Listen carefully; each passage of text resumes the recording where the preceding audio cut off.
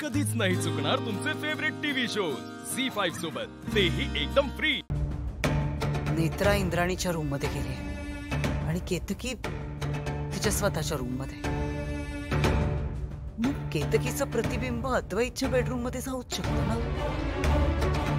प्रतिबिंब पुन्हा ओळखतील असा धोका आहेच, पण प्रयत्न करायलाच हवा।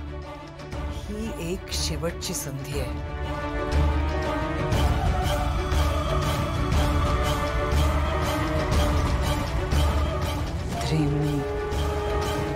केतकी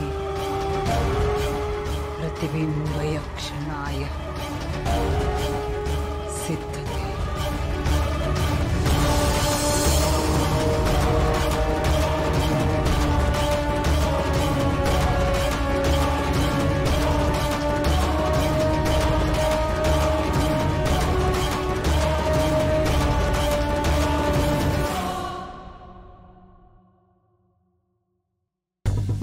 मी काय सांगते ते नीट ऐक। अद्वैतच्या खोलीत जायचं। तिथे गेल्यावर पहिलं वाक्य असायला हवं, मी काय म्हणते। बोलायला सुरुवात याच वाक्याने करायची, मी काय म्हणते। यानंतर पुढे काय करायचं ते ऐक। विरोचकाला नक्की संशय आलाय, म्हणूनच तर त्याने ते प्रतिबिंब बनवलं। पण आता मला नाही वाटत विरोचक ध्वजापर्यंत पोहोचू शकेल। असं का वाटतंय तुला? आत्या, त्या ध्वजामध्ये ना काहीतरी आहे जे विरोचकाला लांब ठेवतंय। म्हणून मी आबांशी सुद्धा बोलले, त्यांना ध्वजाबद्दल सगळं सांगितलं। तर त्यांचं म्हणणं आहे की एकाच वस्तूवर विरोचकाचं चिन्ह आणि देवीचं चिन्ह असं होऊच शकत नाही, शक्यच नाहीये।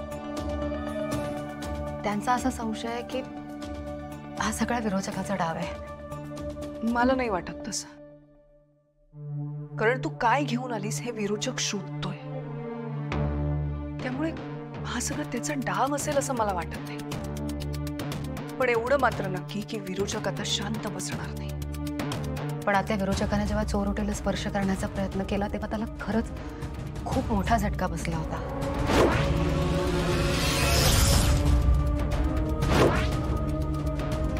त्यामुळे मला नाही वाटत तो आता पटकन कशाला असा हात लावायला जाईल। काहीही करून लवकरात लवकर ध्वजाच्या रहस्याची उकल करायला हवी, नाहीतर खूप उशीर होईल। पण काय करायचं? कशी करायची रहस्याची उकल?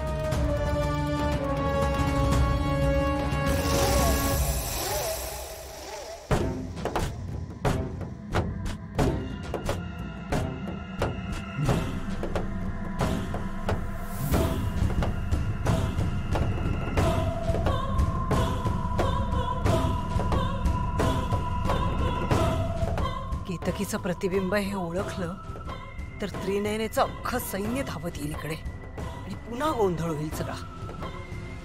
झी5 ॲप डाउनलोड करा आणि पहा सर्व एपिसोड्स एकदम फ्री।